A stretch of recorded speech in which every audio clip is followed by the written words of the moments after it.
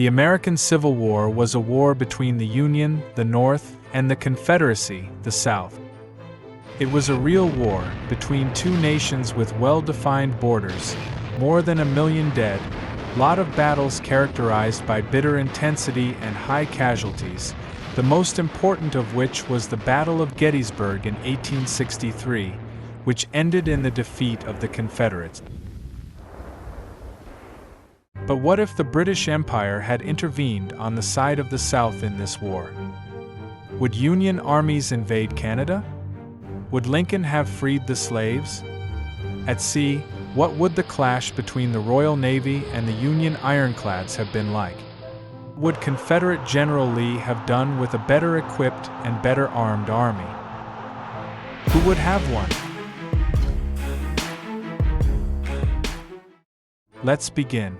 The first part of the war will be the same as our timeline. After the election of Abraham Lincoln in 1860, 7 Southern states decided to secede from the Union and elect their own president, Jefferson Davis. Their capital will become Richmond in Virginia. But Lincoln thought the secession was illegal. From the beginning, he refused any kind of negotiation with the Confederacy and began to conscript men into the army. When it became clear that Lincoln wanted war, Virginia, Tennessee, Arkansas, and North Carolina also seceded and joined the Confederacy. The Confederates began taking possession of federal property within their territories, including military structures such as forts. Most of the forts were taken peacefully, but Fort Sumter's commander, Major Robert Anderson, refused to abandon the fort, which was located in Charleston Harbor, in Confederate territory. After months of futile attempts to make him see reason, Confederate forces attacked the fort and occupied it, giving Lincoln the casus belli on a silver platter. April 12, 1861. The war begins. The North had a considerable advantage: more industry and more railroads. It also had a much broader mobilization base. The North also benefited from the greater number of European immigrants willing to enlist, hoping for a steady salary. As a first move, Union troops under General McClellan, commander of the Department of the Ohio, occupy West Virginia. Then, Union forces take control of Maryland.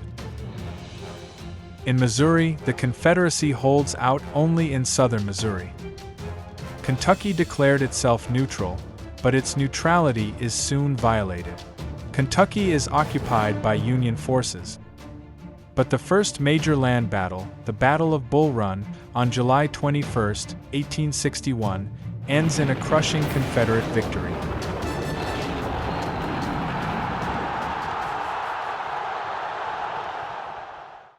In this conflict, the British Empire and the other European powers remained neutral. For the British Queen Victoria, the American Civil War was just a nuisance.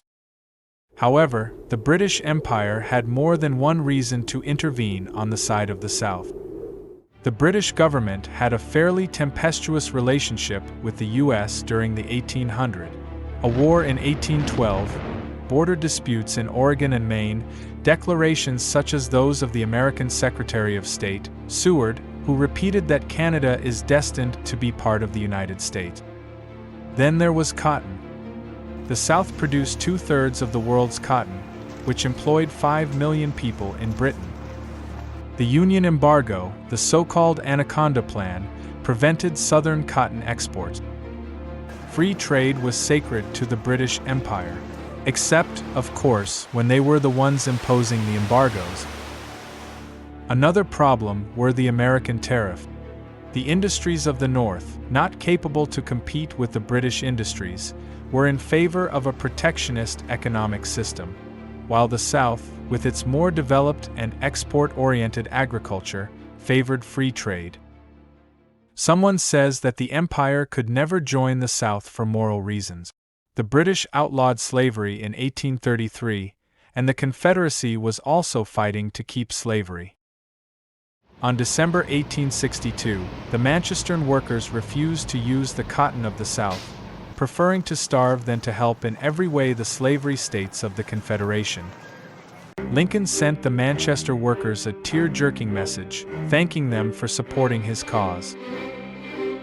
Curiously, the cotton of the South was replaced with cotton from Brazil and Egypt where there was slavery, and with the Indian cotton, where, in some ways, workers were treated worse than slaves. Then, the empire fought 2 wars, the last of which occurred in 1860, to force the Chinese to import drugs without anyone in Britain caring. British convicts, even those sentenced of minor crimes, were often sent to Australia to build roads and buildings in conditions that made Louisiana plantations look like resorts by comparison. There are therefore serious doubts about the ethics of the English people. But there was an important reason for going to war against the Union. It was already clear that the United States would soon become a major rival, and not just an economic one, a threat to the empire's global hegemony. A victory of the Confederation would have permanently split the U.S. into 2 weaker nations, thereby reducing the American threat to British dominance. It is strange that for centuries the British Empire did everything to ensure that no power in Europe could eclipse it, fighting France for hundreds of years, and even waging 2 world wars against Germany, yet did nothing to prevent a far more dangerous enemy, on the other side of the Atlantic, from taking its place as the dominant force on the planet. In this timeline, let's assume the British aren't stupid enough to allow another world power to emerge, and act as they did against Germany, starting a full-scale war.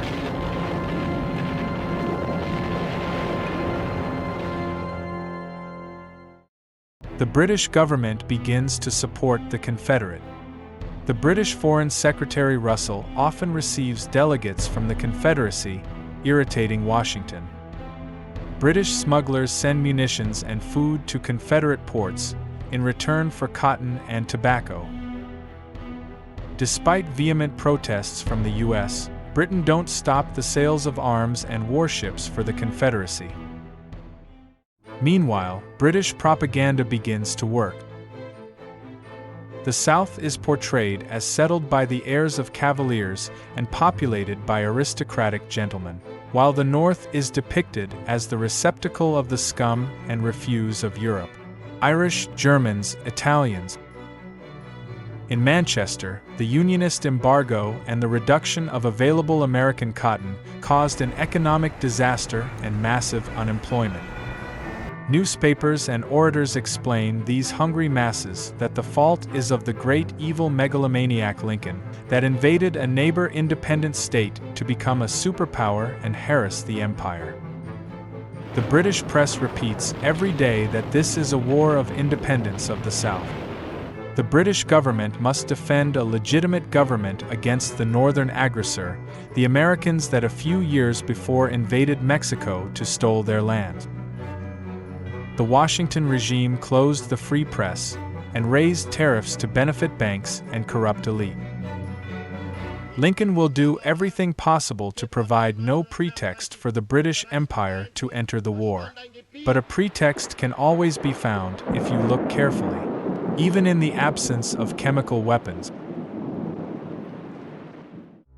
On November 8, 1861, the Unionist Navy San Jacinto, commanded by Captain Charles Wilkes, intercepted the British ship Trent and kidnapped 2 Confederate diplomats that were on the Trent, James Murray Mason and John Slidell. It was a serious diplomatic incident since the Union Navy had no right to stop a British ship. In your timeline, the liberation of the 2 envoys and official apology to Her Majesty's government ended the crisis. In this timeline, things will be different. The British First Minister Palmerston immediately accuses USA that the entire incident is a deliberate insult to provoke a confrontation with Britain. Much of the British public perceive it as an attack to British honor. The release of the 2 Confederates and the apology will not be enough. They will demand the handing over of the crew of the San Jacinto, who will be tried for piracy, and the end of the embargo. Unacceptable conditions that Washington firmly reject. There are rallies in all cities against Britain, the old enemy. The vast majority of the American public wants war. The Union maintains the seizure of the two Confederates' envoys as a matter of honor. December 12, 1861. London gives full diplomatic recognition to the Confederacy. December 20th. The Union declares war on Britain. Things are getting serious. With the Empire on the field, the war changes a lot. The British Empire was the first world's power, as the USA is today. The British Army was not large in number, but well trained and equipped. The standing army in the British Isles in peacetime was around 160,000 soldiers. Of course, there were troops in the colonies. In India, there were 300,000 troops. The total population of England, Wales, and Scotland was 23.1 million people, roughly comparable to that of the Union. So if they needed a massive army, they would have it. For sure, Britain did not lack industrial capacity and the financial resources. The economy. British economy was $350 billion, the first of the world. On the sea, no one was remotely capable of facing the Empire. The Royal Navy had around 400 warships, the most powerful of which were the steamships of the line, with up to 131 guns. The U.S. Navy in 1861 had about 50 warships of all kinds, including the ironclads. The ironclads were steam-powered naval vessels protected by iron or steel armor. In your timeline, the Union expanded its navy, and at the end of the war it was a very numerous navy. But, in this timeline, the shipyards are under naval bombardment, so their navy would have been much smaller.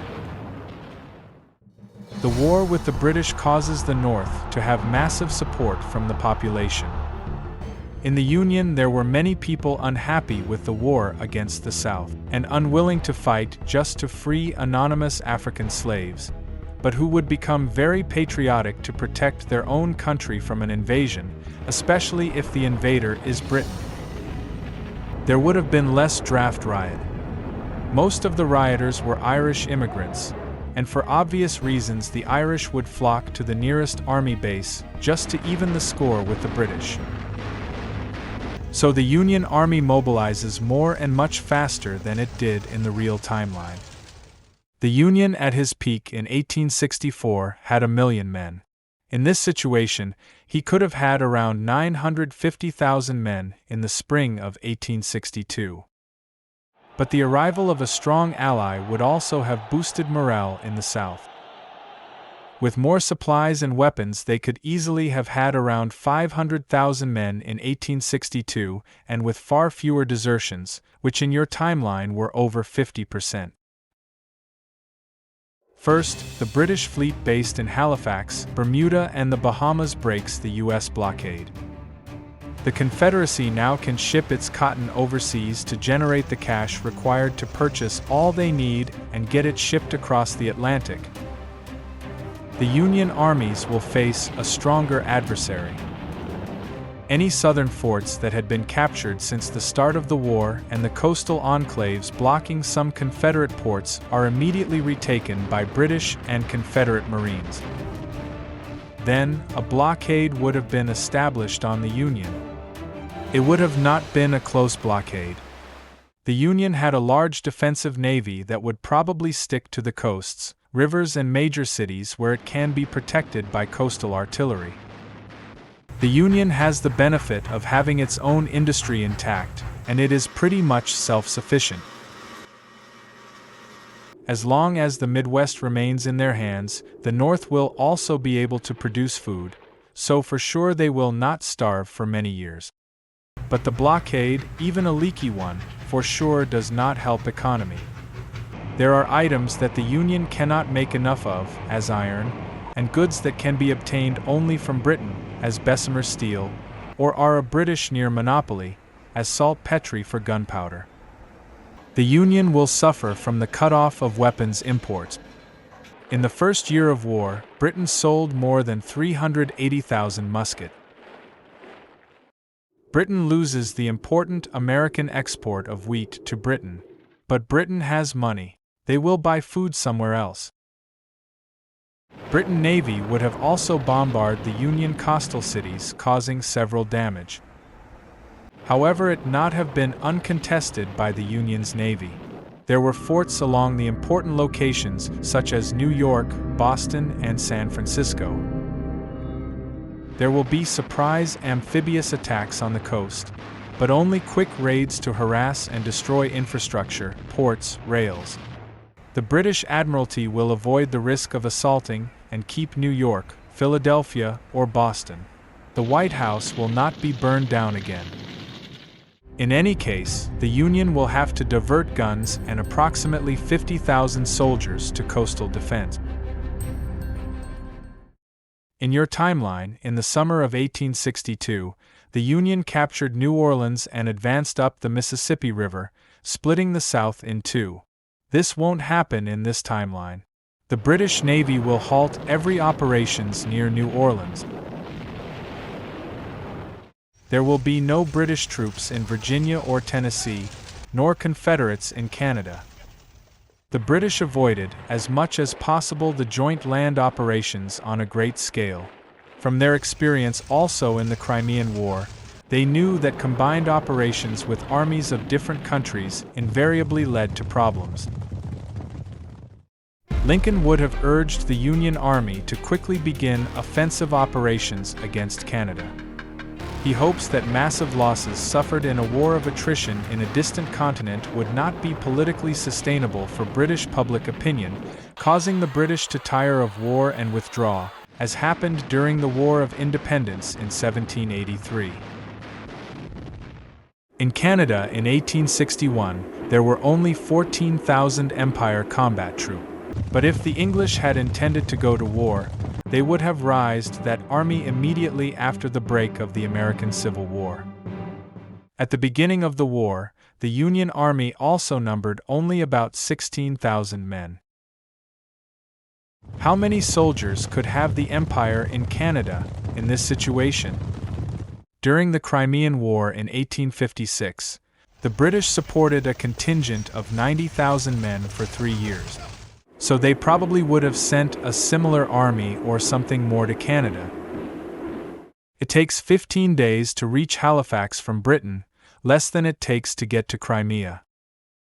Canadians, with a population of 1,300,000 and a theoretical number of men of draft age of 470,000, could add at least another 50,000 in a few months.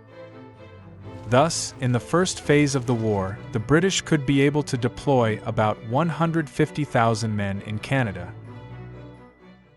How many men could the Union have had available for an attack on Canada? In your timeline, the Union Army was fully engaged in fighting the South, losing several battles against it even without being simultaneously at war with the British, and now the South Army is better supplied. If they want to invade Canada, they have to forget any operation in the West. So there will be no attack on Tennessee or Mississippi campaign, and no reinforcements to California. In this way, counting the rise of the enlistments due to the war against a foreign power, the Union could have something like 200,000 men at its disposal for the invasion of Canada. The attack begins in early spring 1862. As soon as the snow began to melt. Since there are no operations underway in the West, the commander of the Union Army in Canada may be Ulysses Grant. The invasion of Canada is easier said than done.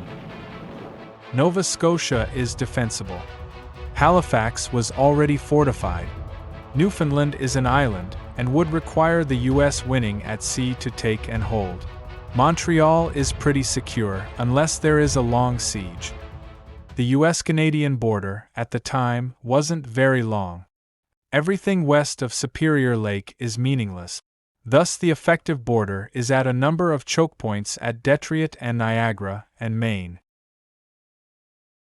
4. First, American and British naval assets clash repeatedly on the Great Lake.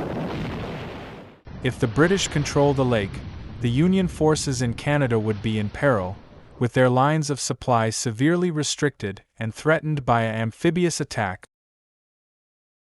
However, in the long run the United States could gain supremacy on the lakes through sheer production ability.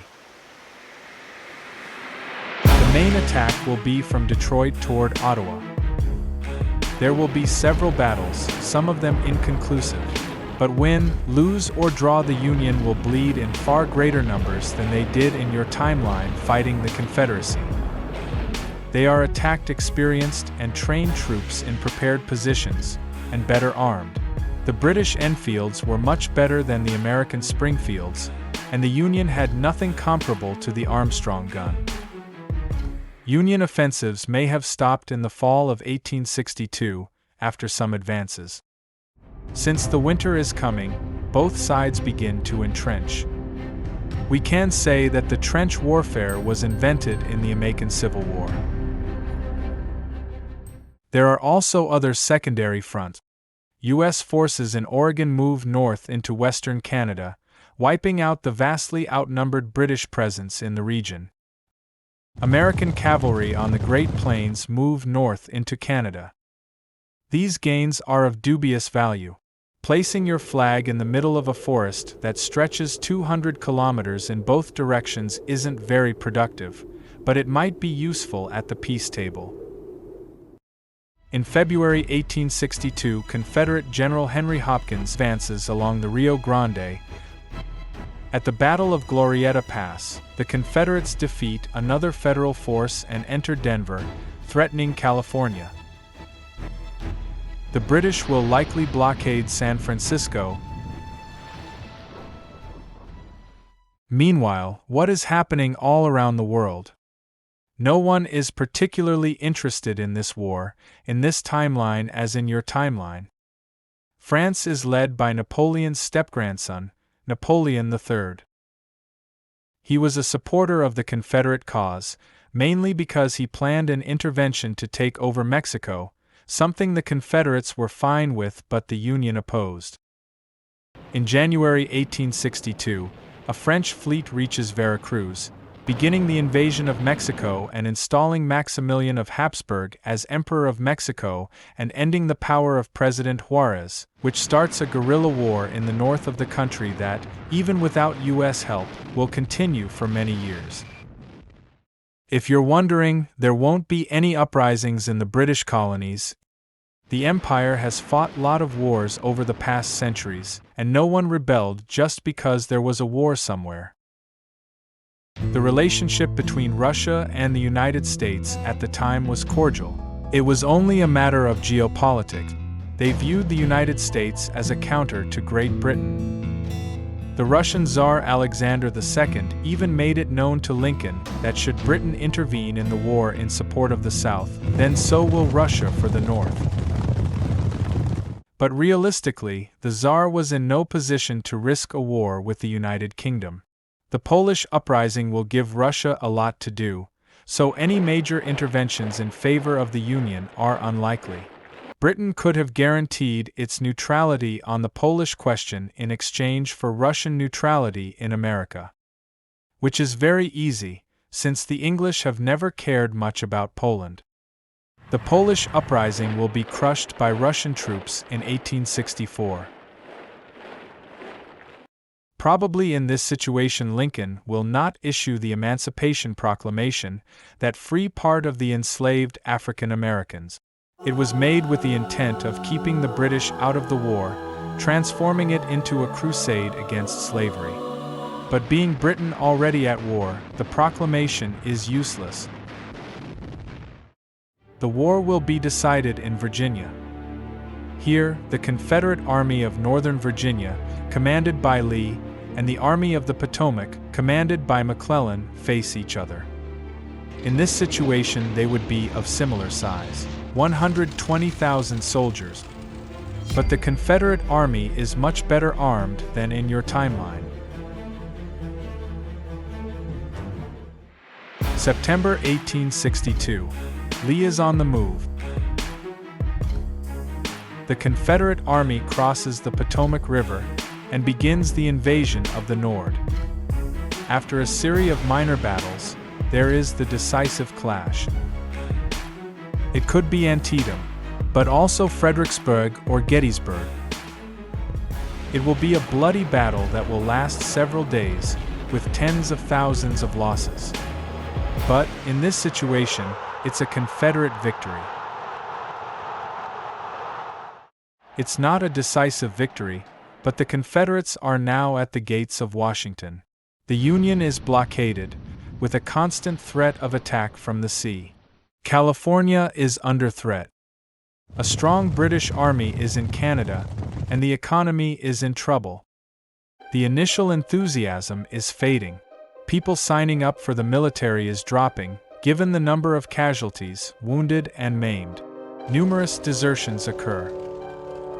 Even in your timeline, with the North winning, Abe Lincoln had to deal with public war weariness and an anti-war movement. In the November 1862 elections, Lincoln loses control of Congress to the faction seeking a negotiated peace with the Confederacy. Lincoln was not a military dictator and could only continue fighting the war as long as the American people supported him. February 1863. A ceasefire is signed and peace talks begin.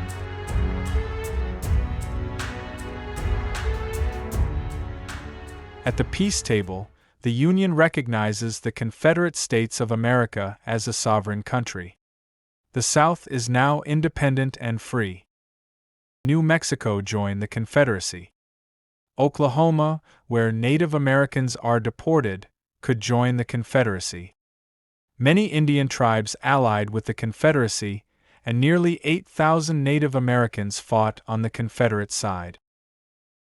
The other territories become part of the Union. The Union must return the Canadian lands it occupied, but there will be no other conditions, such as the payment of compensation or border adjustments. On the battlefield, the Union has not been defeated, and their armies are still intact. The war is over. What could happen now? Britain becomes the Confederacy's major trading partner and political guarantor. Since the Confederacy, in many ways, is the true America, this might be considered the first time Britain and America fought side by side. The South slavery would have naturally perished within a few decades. The slave system was already showing signs of unsustainability in all the world. International pressure and economic modernization will slowly erode it, but probably the Confederation will create an apartheid regime, as in our timeline, however. Lincoln and his disastrous policies are widely blamed in the USA for the war. He is finally kicked out of the White House in the 1864 election, or even before.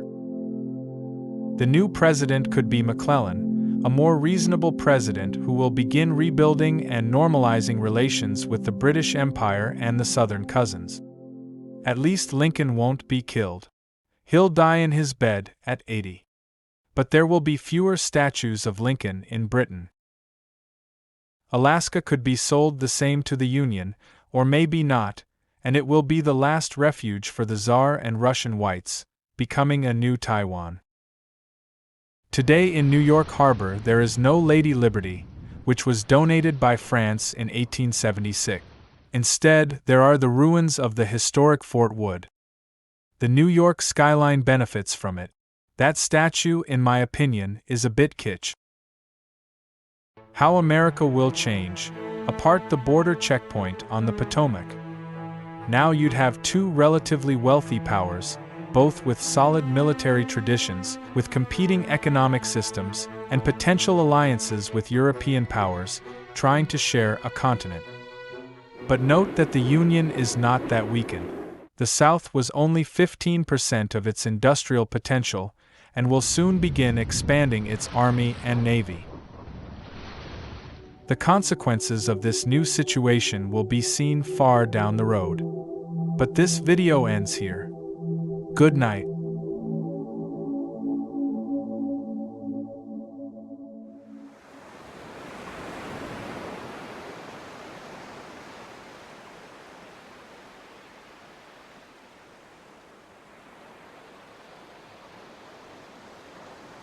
Another war is over. It wasn't the first. It won't be the last. But this is what the empire must do. Fight. And win. To Americans I want to say, don't think that we hate the North and love the South. No. This is not true. We hate you both.